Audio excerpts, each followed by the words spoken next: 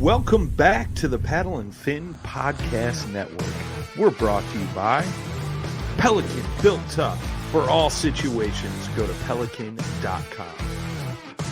Yak Gadget, for all your fine kayak fishing accessory needs. Go to yakgadget.com. Eastport Marina, on the beautiful shores of Dale Hollow Lake, for all your lodging, kayaking, and fishing needs. Go to eastport.info. Now let's get this show started. Welcome back to another episode of Bass Fishing for Noobs here on the Paddle and Fin Podcast. I'm your host, Sean Lavery.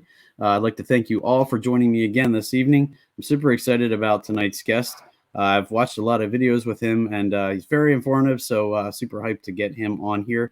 But before we get to that, this is the last call. By the time this airs, the event at Dale Hollow Lake in Tennessee will have taken place. So hopefully you all are signed up for that and can come out and meet some of the Paddle and Fin hosts as we kind of get to enjoy the lake and some friendly competition with some of our listeners. So I'm super looking forward to that and getting to meet some of you guys, getting to meet some of the hosts, the other Paddle and Fin hosts that I haven't met in person yet. I've talked to pretty much all of them online, but there are quite a few of them that I have not yet met in person. So I'm super excited to get down there, kind of get revenge from the first time that I stopped there, because I was still pretty new to fishing new waters at that point. And so I feel like I've learned a lot from the last time I was down there. So I'm excited to kind of put my newer skills to work and see. Plus, it's an entirely different time of year. Last year we were there in the fall, or 2 years ago I was there in the fall. And so definitely looking pre-spawn. Hopefully it'll be a little more active than it was then. So either way, I'm excited just to get down there and try it. It's going to be an adventure, and I'm super psyched to look forward to that. Also, just wanted to quickly cover again that we're still doing the Bass Anglers Kayak Series Fantasy Series. If you go to paddleandfin.com/fantasy, you can build your own team of the top kayak anglers in our sport and kind of compete for prizes. We have prizes for each quarter, so even if you're getting into the game a little late, you're still not even out of first quarter yet, so still lots of prizes to be had. So get on there, build your team, and see how you stack up against the other listeners and the hosts that have teams as well. Just don't look at my team because it's pretty terrible. I have not been keeping up with it as much as I should be, but don't follow my example. Get on there and pick your team. All right, guys. Well, that's all the, kind of general announcements we have. So without further ado, I want to bring on tonight's guest, Mr. McKeon Roberts. Welcome to the podcast, bud. Good evening. Thanks for having me, Sean. Yeah, no problem, man. So I appreciate you taking the time to come on with us this evening. I know your schedule is kind of crazy, and always that's a good thing because that means lots of things are happening. But I appreciate you taking the time tonight, sir. Of course. So for the folks that aren't familiar with you, just let them know who you are, kind of where you're from. And, we can talk a little bit how you got into fishing. I don't know, some people are lifers and have been doing it a long time. And then others like me kind of got into it a little bit later in life. So it's always fun to hear how you got started. Yeah, my name is McKeon Roberts, and a lot of people call me Keys. You might have seen me referred to as Keys in some videos and stuff like that. It's a nickname that I've had for a really long time. And I'm an editor, videographer for Wired to Fish. So we have how-to videos spanning multiple species, mainly bass fishing. But yeah, technique-driven how-to videos and articles for fishing. And so again, yeah, I film videos, I host videos, and my main job is probably editing videos. So that's what I do at Wired to Fish. Nice. And how did you get started with them? Did you kind of seek them out, or were they hiring and you just happened to catch on? Or this is kind of a dreamy scenario in a way. I like to say they adopted me at the boat landing one time. That's awesome. Yeah, I was working with a photographer at the time, Bill Linder. I was working with Bill Linder, just kind of assisting and modeling and stuff like that, taking him fishing. We'd get on bites together, and Bill knew Kyle and Ryan from their tenure at Linder Media. And so literally we just crossed paths at a boat landing one time and got to BSing, and they had just moved to the area here in northern Minnesota where Wired to Fish is headquartered. So they moved to the area. I'm from the area, and I was kind of a resource for them. There's 1,100 lakes in our county here, so there's a lot of water. Wow. And I had a previous job where I worked for the county surveying for aquatic invasive species. So basically taking inventory on as many of those lakes as I possibly could. So I did that for a number of years. Needless to say, I know my way around the county pretty well. So I started out just kind of fishing with them. And I think that they realized I had some utility in explaining what it is that we were doing on the water. And Ryan actually, was like, hey, we're kind of short a man at Wired to Fish. If you want to learn video editing software, and if you want to learn videography, we'll give you a shot. So they were really patient with me. I had never done it before. And it took me a little while, but here I am now. So I'm forever grateful to everybody at Wired to Fish that gave me a shot. They literally just kind of I'm a fish bum. They just picked me up off the boat landing and gave me a shot. And again, here I am today. So that really is a fantasy story. That's kind of cool, man. I got to say, for you kind of learning as you go with your videography and stuff, your video quality is really good. There's a lot of videos out there, video content out there, and you can definitely tell, some of the kind of different levels of quality. And I got to say, I wouldn't have guessed that you weren't always, a professional videographer, Well, so. I learned from some of the best, that's for sure. I got training wheels up under me pretty quickly with these guys, and we're all very passionate about it. And hopefully, or obviously, I guess that reflects in our content. We just want to share what we love to do. So that's why we're here.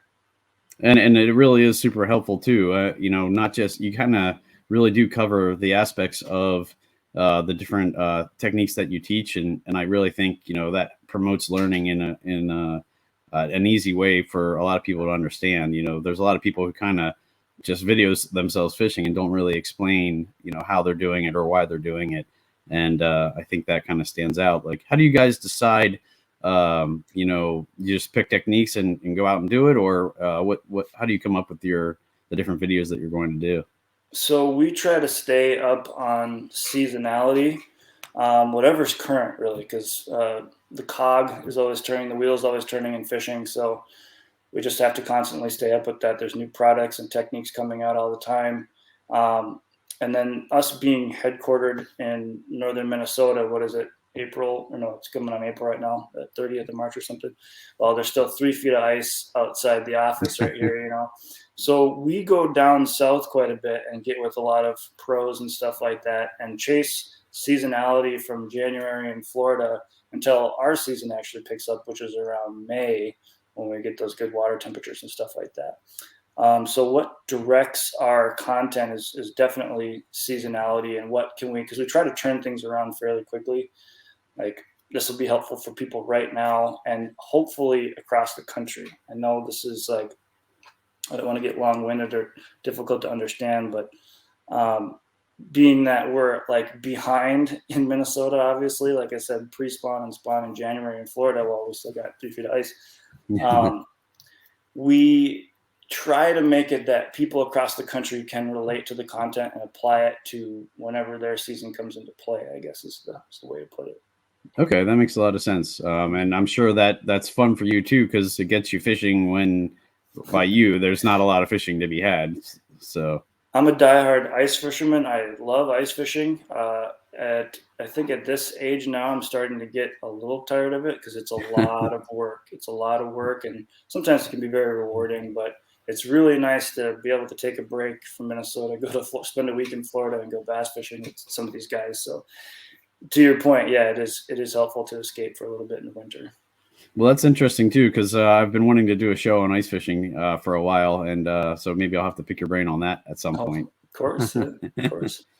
But one of the reasons why I brought you on tonight, I was kind of just searching around videos on different lures that I was kind of interested in learning this year, and one of those happened to be buzzbaits. And I have a couple buzzbaits that I've bought.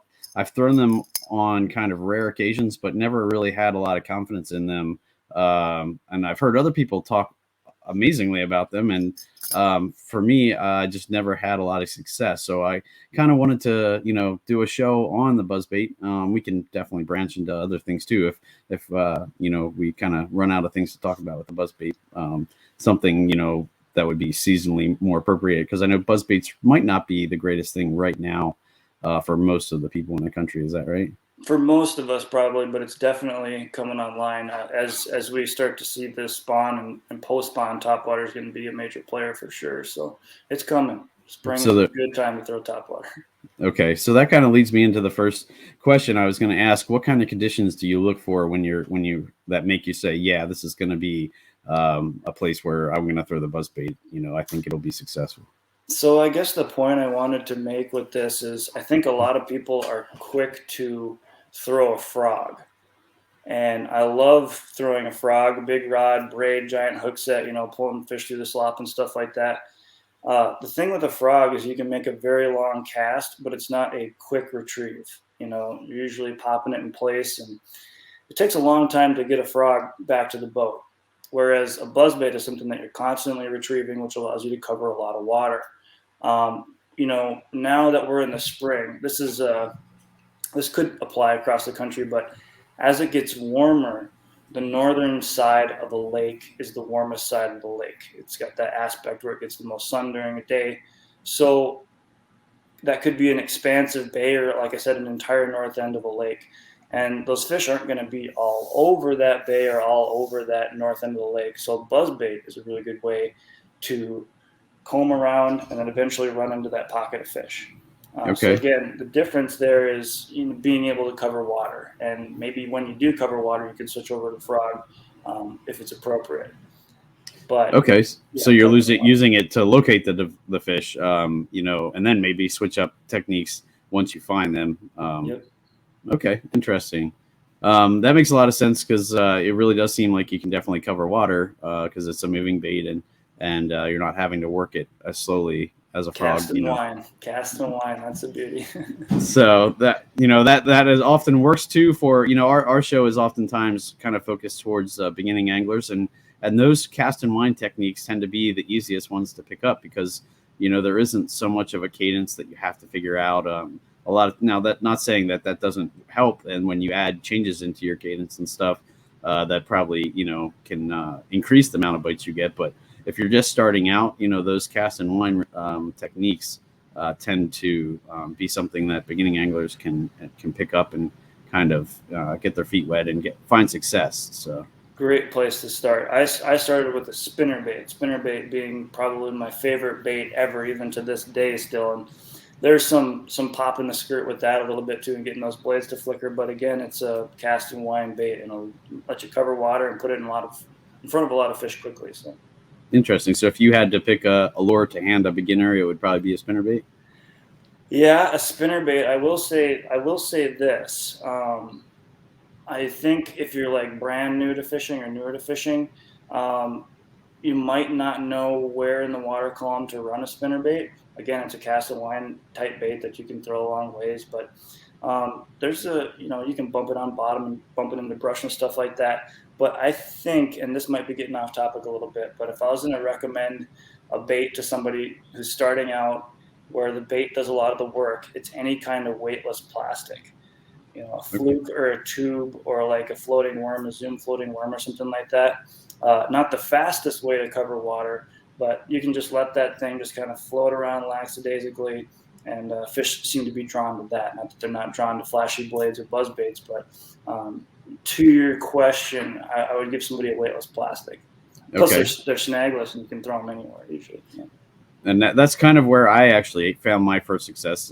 My listeners will know it well, but the Wacky Rig was my first kind of, oh yeah, now I'm catching fish finally, Oh, absolutely. Because it was super easy to fish, and as long as I paid attention to my line and watched, I could tell when I first started throwing it, I couldn't detect bites, and so that's when I learned, the art of line watching and watching for those little ticks, or just your line swimming off in kind of the opposite direction. So. But yeah, the Wacky Rig was definitely my first kind of my gateway bait, if you will, that got me really into bass fishing, because it was easy, and that, like you said, the bait does a lot of the work for you. That's the point I was going to reiterate, is that a wacky rig Senko does so much action on its own. You don't have to really jig it or pop it or anything. As long as you have a semi-tight line, those little ends are just undulating, like that, and you can't beat it. It's a dang good rig. So that coming back to the buzzbait, I've heard a couple of different ways.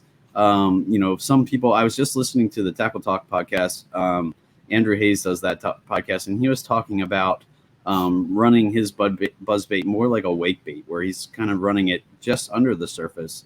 And I initially, when I heard about buzzbaits, I always heard that you wanted those blades to be up on top, maybe even squeaking. I've heard about people hanging them from the rear mirror so they get all squeaky and rusty, and the squeakier the better. So I was curious what your thoughts on that were.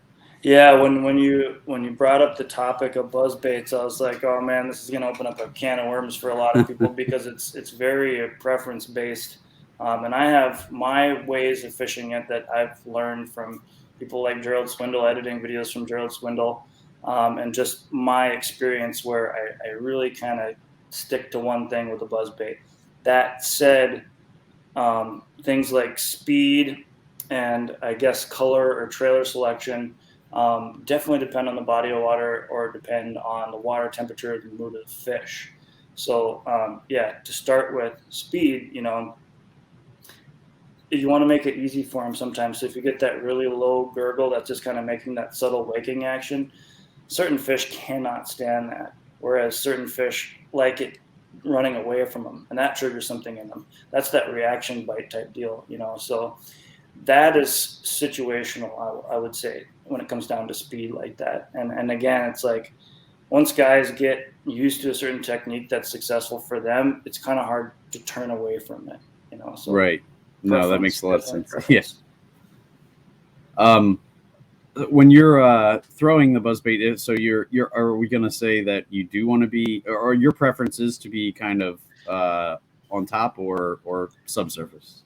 I'll definitely do both. I would say the majority of the time I'm burning it. I'm covering water and I'm getting that thing running away from cover for sure. That said, if you're casting to isolated targets like a laydown or a patch of lily pads or something like that, that's a good time to slow your cadence down a little bit and spend a little bit more time at the strike zone, right? For the most part, you're just trying to encounter as many fish as possible by covering water and burning it a little bit. That said, the speed is directly related to the sound that you're going to make. And that depends on the type of blade that you have. And again, sometimes you want that gurgly noise. Certain fish love that. Some fish like that squeaky high pitch noise too. For me personally, I think I like that higher pitch buzz a little bit more. Okay. Okay. And is that when we're talking about gurgle, everybody, the Whopper Popper was a huge craze for a while, and I think that kind of has that glub glub glub kind of gurgle, maybe, or is it a different kind of sound that you're getting from a buzzbait when you're doing that? It's definitely a different sound, and if you can imagine just about anything where the faster it spins, the higher the frequency,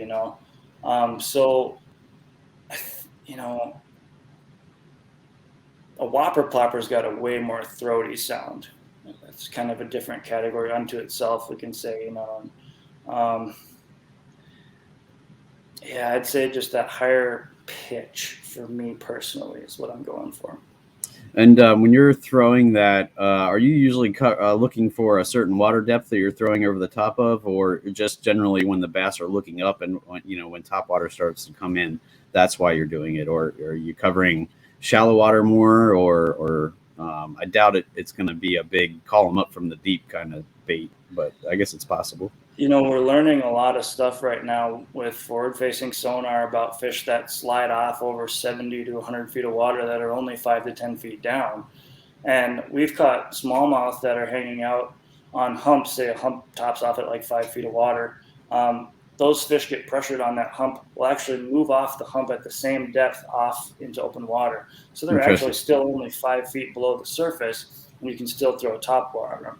Like, lakes with spotted bass in them that tend to school over deep water and chase schooling bait fish. that's a really good time to throw a top water, even over, like I said, 70 to 100 feet of water.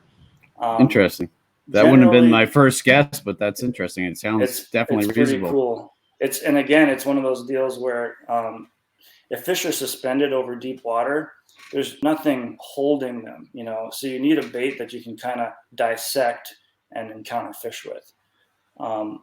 For the type of lakes that we have around here, natural lakes that are generally shallower, we don't really have schooling fish. Like I said, on the occasion, we'll get those smallmouth that kind of come off the top of a hump. But I'm fishing top water in shallow water when they're looking up. And there's 2 times a year when that's going on. And that is, you know, spawn, post-spawn, even pre-spawn. Sometimes in the pre-spawn, the water is a little chilly for them to be chasing top water. But when you get that spawn, they're guarding nests from bluegills. And buzzbaits can be a great, you know, mimicker of a bluegill, just pesky, you know. And then after the bass get done spawning, the bluegills spawn. So again, it's a good mimic of a bluegill. And I think that throwing it in shallow water makes it less of a needle in a haystack scenario. So I think fish can hear it from maybe a greater distance in shallower water. Plus, it makes more of a commotion in a way. Now, like I said, 2 times a year to throw a buzzbait, and that's spring and the fall. You can catch them all year round on a buzzbait, but the best times are probably spring and fall, and that coincides with when fish are shallow, when bass are shallow, when forage is shallow.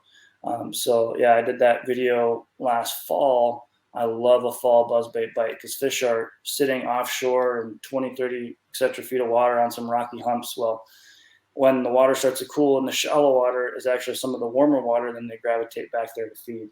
And that's a really great time to throw buzzbaits. So I generally throw them in the shallow water or around isolated cover, like lay down, standing timber, or docks. Okay. That's me.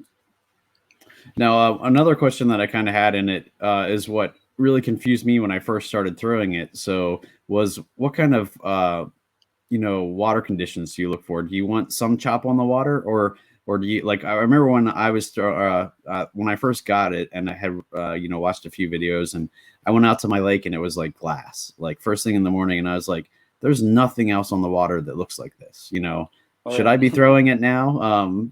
You know, I was confused. I was like, well, if nothing else is doing this, then maybe they're going to be scared away by that, or is that ideal? Is that what makes it attractive, or something they're going to chase after? I like throwing top water in calm conditions more so than anything. It's quiet. That usually lets that noise work more effectively.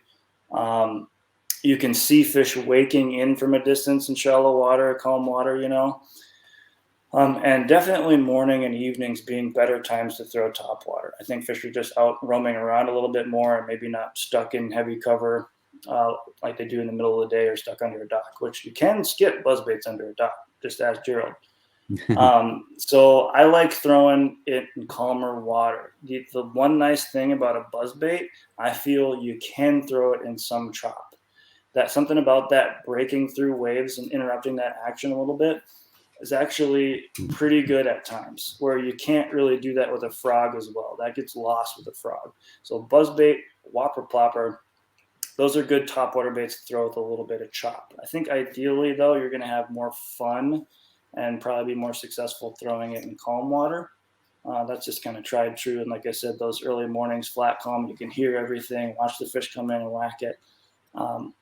But yeah, I would say as it gets windier, just stray away from top water in general. But with a buzzbait, you can get away with a little bit more chop than you could with, say, a frog, like I said.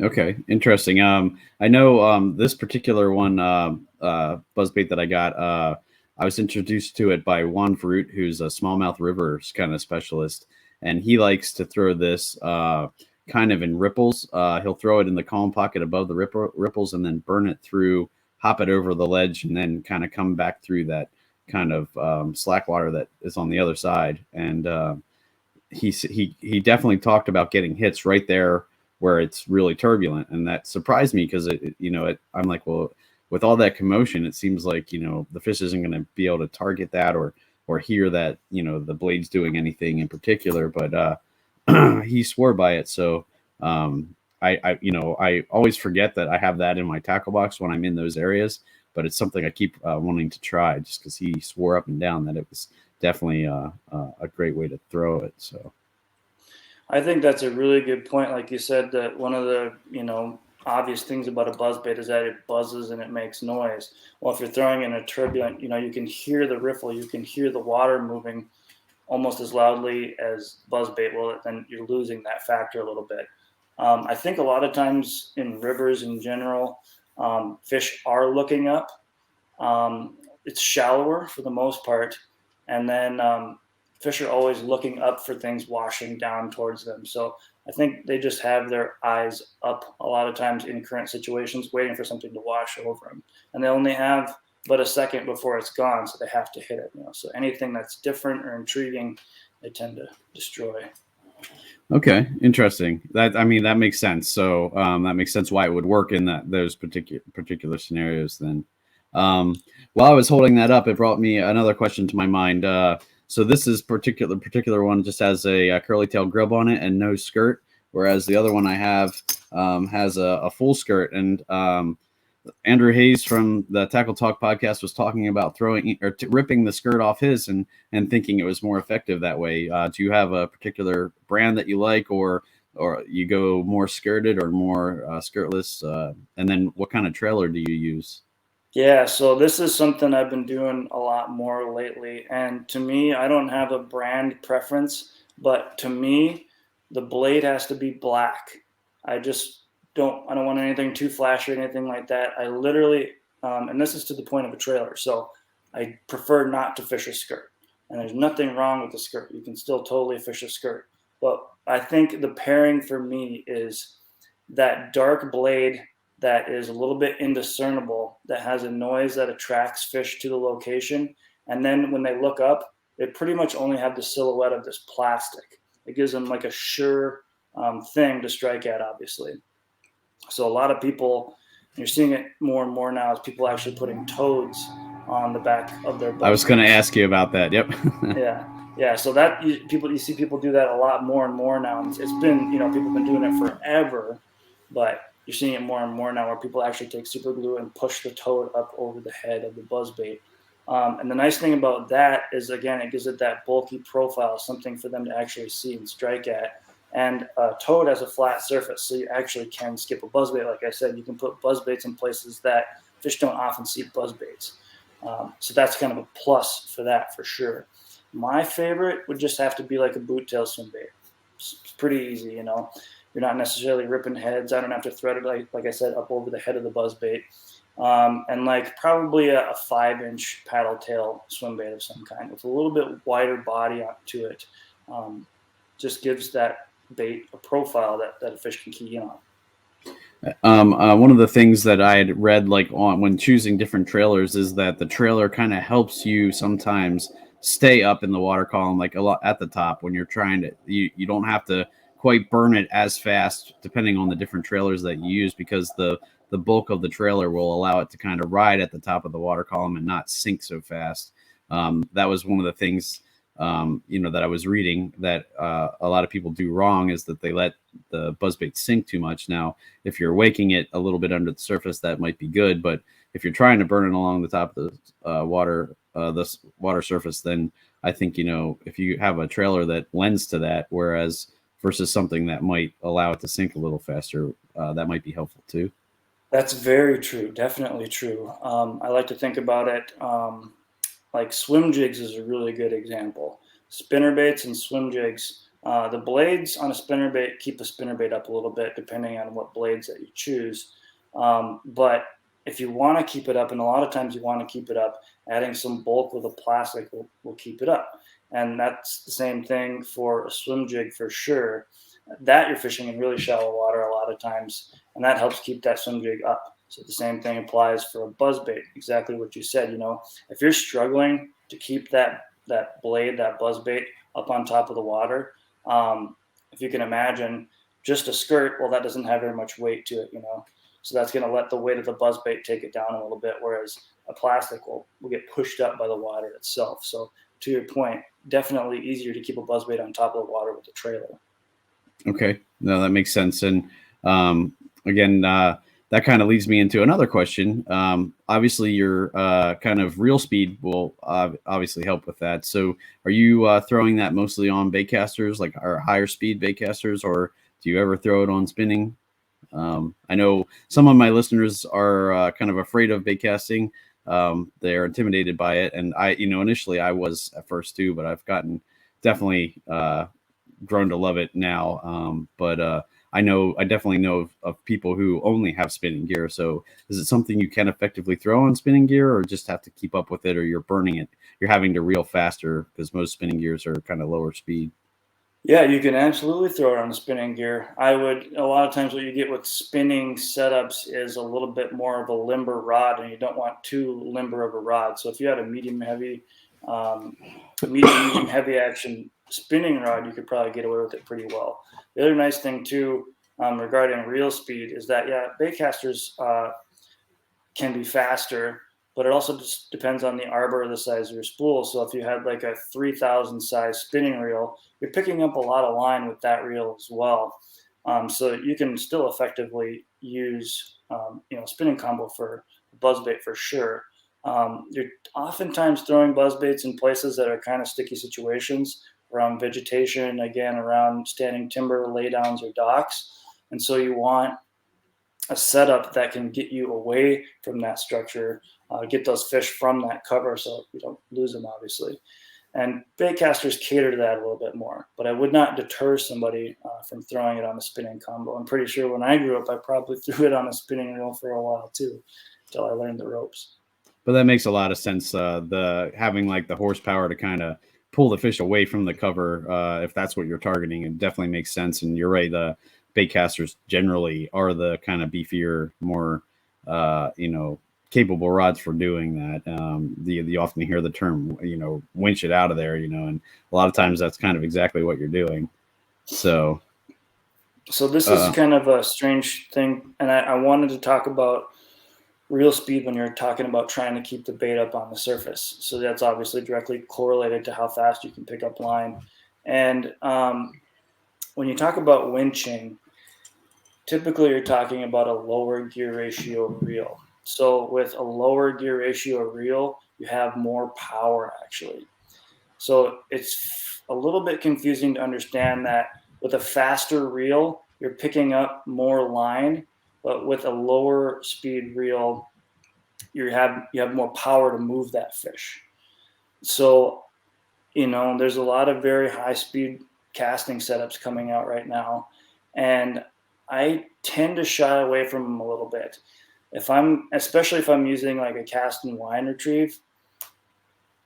Let me try to finesse this a little bit. So if you have a slower gear ratio reel, you're having to work harder to keep that bait on the surface. At the same time, you can too quickly move the bait faster than you want to with a high gear ratio reel. So there's obviously this nice little sweet spot. When I was throwing it in the fall, I was throwing it around what we have wild rice here, which is like one of the hardiest weeds around. It's stiff, it is tough stuff. So I had to throw it on braid. And I also wanted to keep the fish from getting into the cover, obviously. So I went with not quite a middle of the road ratio, but a 7.5 to 1. Not quite an 8, which is becoming pretty standard in a way.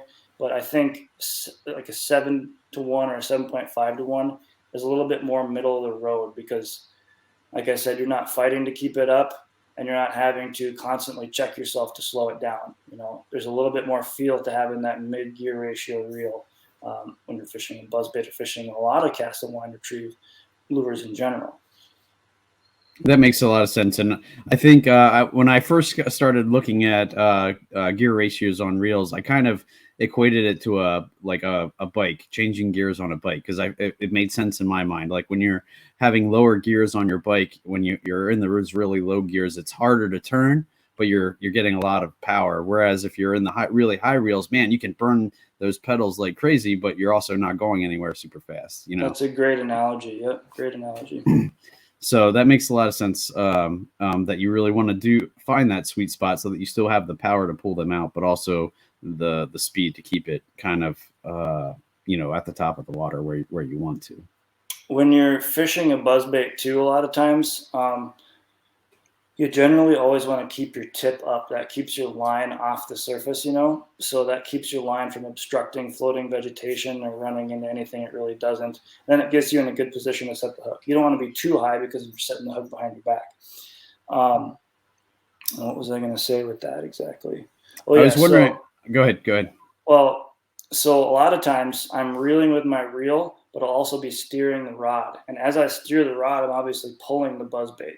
So I'm stopping, starting. If I'm weaving around, like I said, I'm pushing it into a log. I can actually steer that buzzbait to bump right into that log or steer it right around a patch of weeds or something like that. So it's not just reeling in one place. It's definitely utilizing your rod. And when you do that, like I said, if you had a slower gear ratio reel, if you stopped reeling and moved with your rod, you'd have to speed up a lot to catch up to where you were going, And same thing, you can end up going too fast if you have a high gear ratio reel. So that's, again, where that kind of finesse comes into play by being able to slow down, stop, but not going too slow or too fast.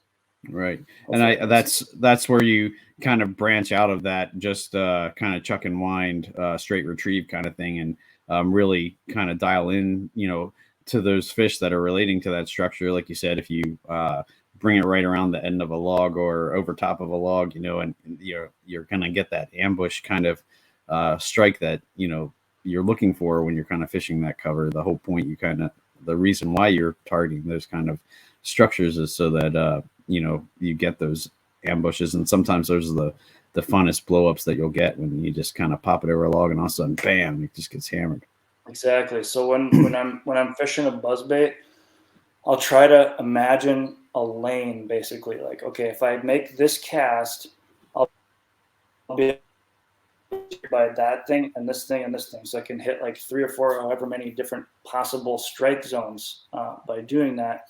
And, like when you're flipping a jig or a plastic or something like that, where you're literally pitching it right to a laydown, let's say like a standing piece of timber or laydown, you want to pitch it right to that thing, sink it, and just let it soak there. Well, with a buzzbait, some kind of topwater bait, you want to cast past it and then bring it into that piece of structure, because those fish are, again, waiting for something to just come by. If you just land right on it, they're going to go, what the heck, and it's already gone. So you want to bring that by as many pieces of structure as you can. That's the beauty of using your rod to steer it into things. It's amazing how much you can get a buzzbait to stray just by steering your rod. And I think that would be a fun thing just to practice, if you, maybe have some open water and you can just kind of get that, learn how you can steer it and just practice that. Now, when you're in your kayak, do you do a lot of standing when you're fishing? Do you find that easier to do standing, or you're okay? It kind of works the same way sitting? I know sometimes techniques like that are sometimes easier to do standing, but sometimes, there are some that actually do feel like they lend themselves better to sitting. I've done both, and I think that for me, standing is easier. It's definitely easier. Again, keeping that line up off the water. It's also important to note that as you get closer to the kayak, you can dip your rod a little bit so that your buzzbait just doesn't come flying out of the water. You want to stay on the surface as long as possible. So you'll actually dip your rod when it's getting closer to the boat. But when you're standing, 2 important things. You've got more of a vantage point, so you can see where fish are coming from. You can dissect, a weed flat, or you can dissect what kind of structure you have in front of you. It's helpful to stand in that regard. And then I think it's easier to set the hook standing up with topwater. I think you can reel down and just get a better hook set in a way. And again, topwater is very visual. You can hear it, but it's very visual. So you want to have a good vantage point as to when that fish hits it, because that's another important thing, is when do you set the hook? And that is definitely something that takes a little bit of learning with frog fishing and topwater in general, is that there is a little bit of a pause there, right? You have to make sure they got it. I know with frog fishing, that was the hardest thing for me, because you get so excited when you see that explosion that you want to just lay into them right away, but you really have to almost count in your head, 1, 2, or 1001, just give yourself a little bit of time for them to actually get that fully in their mouth before you yank it out of there. So I struggled with that in the beginning with frog fishing as well, but then that became almost the most addicting part, is that time period between the blow up and when you set the hook. It's like this time bomb effect, and that became really addicting for me. But again, with the buzzbait, I think what happens to a lot of newer anglers is as soon as they see that splash, they set the hook, and you'll end up just going sending that buzzbait flying, and that fish is probably not going to come back. So I think the best thing is you can count. It's hard to count exactly how long that is, but right. like 1.5, 2 seconds, maybe, if I had to guess. But I think the best rule of thumb in a way is when you're keeping a tight line on it, keeping a tight line, when you feel the weight of the fish, he has it, Right. It's not always easy with a frog in a way because they're in heavier cover, but with a moving bait, you want to feel the weight of the fish before you set the hook. Right. No, and like you said, once you get accustomed to that, that's the feel that I kind of love now, feeling the weight of that fish, and you're just like, yeah, all right, I got this one, Yeah. When you're talking about, standing up, I think one of the things you had mentioned before was that sometimes when you're fishing shallower water, you can actually see the fish kind of wake towards it. And I think if you're either seated higher or standing up, you're going to be able to see that a little better too, because the blades are going to make some commotion. And if you can see past that and see that wake coming for it, you're going to know you're going to get hit, Yep, there's that anticipation factor for sure. Not that you can't see it when you sit down. I think it just helps you be a little bit more prepared. Another thing with topwater fishing, and again, when you're talking about fishing shallow water in general, but more in that spring period, more in that post-spawn time, you want to look for life. So you're up in a shallow bay, you're covering water with a buzzbait, and all of a sudden these bluegills start breaking and pulling. Something's chasing those bluegills. Hurry up and throw right over to that exact spot, because your buzzbait is going to look like the most injured of the bluegills, so it's easy pickings for that predator fish to come whack it, So having that vantage point, again, reading the water, the lay of the land, lay of the water, I think that's a benefit of standing up for sure. Okay. And one last thing, I know you talked a little bit about it. You mentioned braid. Is that do you do straight braid, or you kind of braid to some kind of leader? I know some people like mono for topwater because it floats and stays on top, but braid kind of does that too. Very touchy subject. This is a very touchy subject, and I was prepared for this because I have a preference. I fish braid on more of my setups than anything. There's some very fluorocarbon specific techniques, and monofilament has always been pretty standard for topwater because, like you said, it floats. Plus, it has a little bit of stretch. Now, I would not be throwing monofilament when I'm throwing 2 big gaff hooks and a frog, trying to bury 2 big hooks in the back of a bass's throat with monofilament because of all that stretch. But like whopper ploppers and a lot of other baits, poppers for that matter, stick bait, stuff like that, have treble hooks. And so you want to have something that will have a little bit of a give to it when you're fishing on treble hooks. It's really easy to rip those smaller hooks out. Whereas if you have a big gaff, you want something like braid that has no stretch that can bury into that fish's mouth. When I fish buzz baits, there's 2 scenarios. It's not like there's not like a one size fits all. Yeah, one universal one size fits all way of doing things. Because I've made videos where I'm fishing straight fluorocarbon with my buzz baits, and I've made videos where I'm fishing braid with a leader. And the reason, here's where I would probably fish fluorocarbon, because it comes along more rarely. I fish fluorocarbon rarely with a buzz bait. That's when I'm fishing in a little bit more open, kind of just more open. There's less stuff to run into, less fish to or less things to pull fish from. That said, when you're fishing around docks and when you're fishing around wood, it's better to stray away from braid, because braid does not go well with things that it can dig into, like dock posts or wood or something like that. So I I kind of tend to fish fluorocarbon more when I'm fishing around wood and stuff like that. Where I grew up fishing buzzbaits and where I fish buzzbaits mainly is vegetation. And again, to the point of treble hook or single hook, buzzbait has a single hook on it. So I like to go with the school of thought of being able to bury that hook into the fish's mouth, not kind of, if it stretches, who knows how much puncture you actually got out of it. So braid helps you get a really solid hook set. The other thing I'm more comfortable with personally with braid is my accuracy in casting and my distance in casting. Again, we talked about buzzbaits being baits that you want to cover water with. So I'm going to bomb a buzzbait as far as I can and screech it back. So for me, I can cast further probably with braid, and I get a better hook set. So that's where my confidence lies. But again, I tend to kind of avoid it when it comes to wood.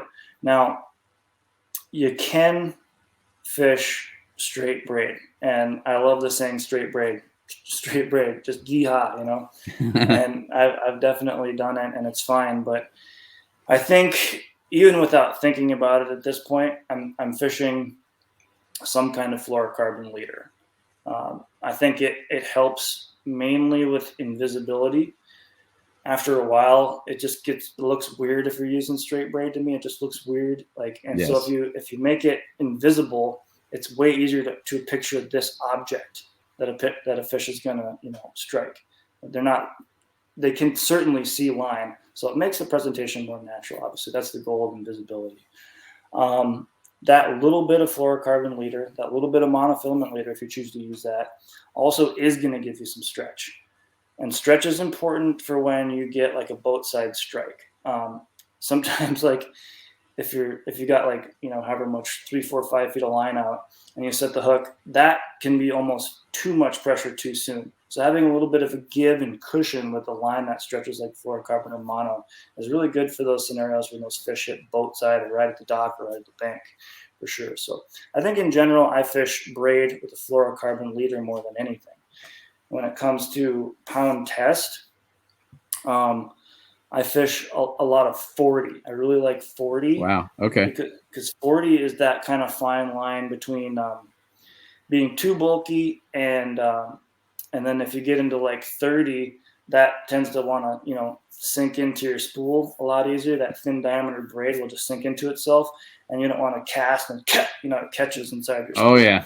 Yeah. So I think 40 is that nice little soft spot for me. And then if I'm using a heavier braid like that, 40-pound braid, I'm not afraid to use 17 or 20-pound fluorocarbon.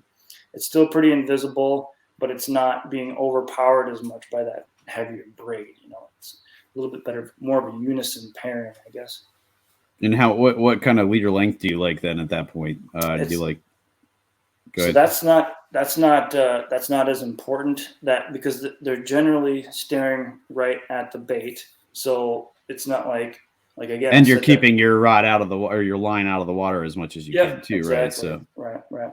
And the other thing about that, and this is important when you're fishing in a kayak in general, is that you're lower to the water. So I tie Albright knots or modified Alberto knots most of the time, which is a pretty small knot.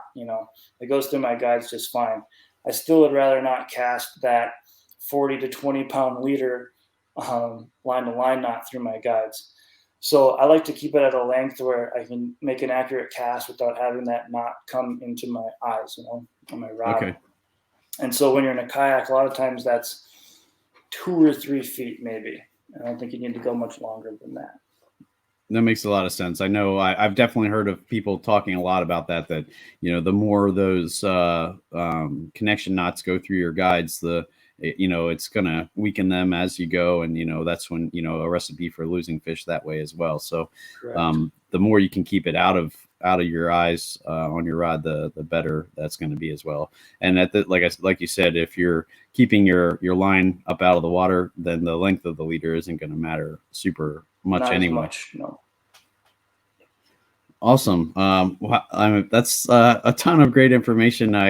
We've covered a lot of stuff. Is there anything else that you think like somebody just kind of wanting to jump into buzzbait should know, or where else to start? I think like anything, and this is going to sound pretty general, but I would say take a buzzbait and just start throwing it in places. Throw it in places that you might not even think that you should throw it.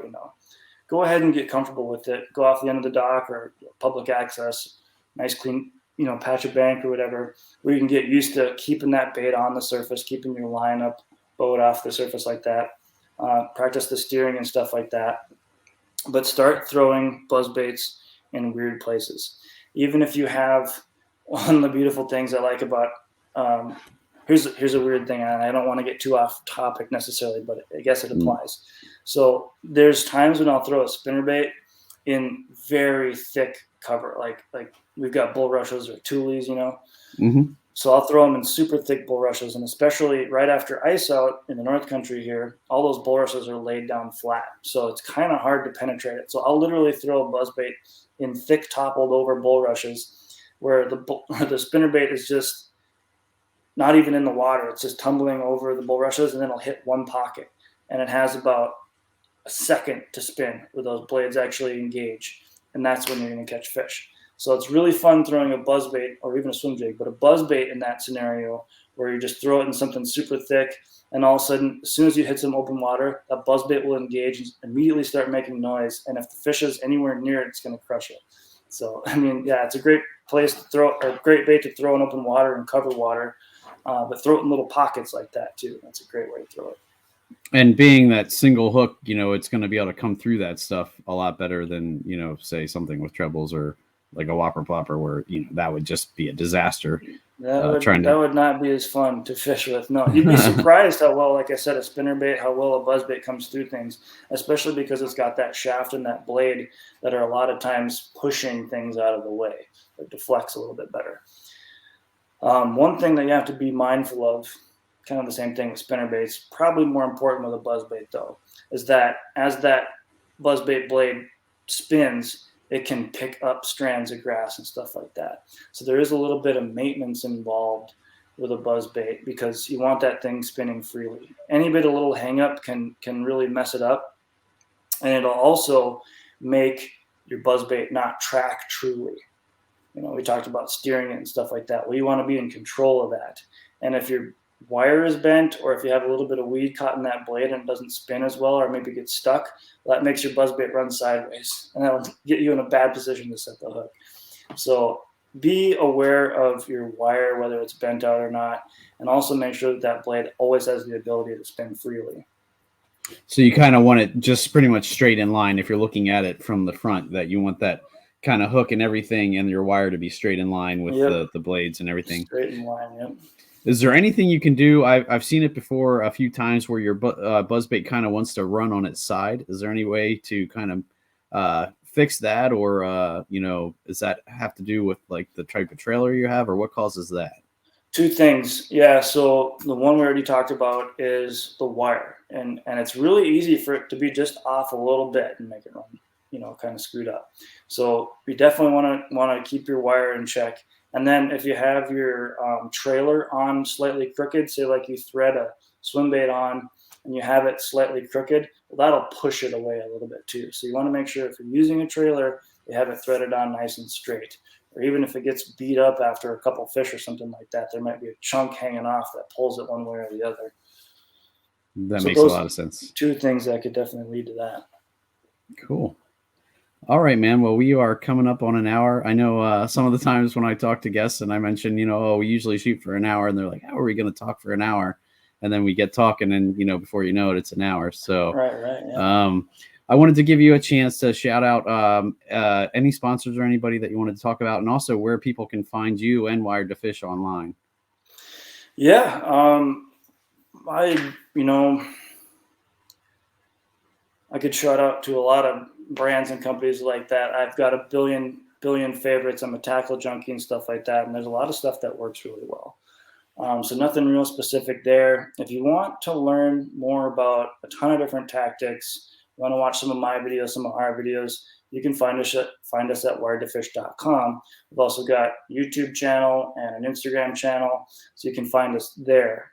And we post videos pretty frequently. We were doing 5 videos a week. I think it's 4 and 5 right now, but as the season picks up, we'll be doing videos at least every other day through a 7-day week. So I was just going to say, you guys put out a ton of content, and I love that. I kind of look forward to seeing the new stuff, because like every time it's something new, and usually it's, tons of great information. So it always makes me want to go try. Oh man, now I got to go try this. Oh, well, check that out. Now I got to do that too. And, tons of great content. So keep up the good work there. Yeah, no problem, man. Anything else you want to cover? No, I'm really excited about this thing. I want to get people into the sport of fishing, and if I can play a role in helping somebody learn or get excited about it, then that gets me excited as well. So thank you for providing this service and for having me on the show today. Oh, no problem, man. My pleasure. Thank you so much for coming on. Tons of great information. Definitely, sometime maybe next, as we get into ice fishing season, I'll have to reach back out to you and see if we can get you on and kind of learn us a little bit about how ice fishing works and where to get started with that. Cause I know that's another huge hole to dive into. So that'll be a 10-part series easily. Yeah. But I'd love to talk about it. So yeah, hit me up. Awesome, man.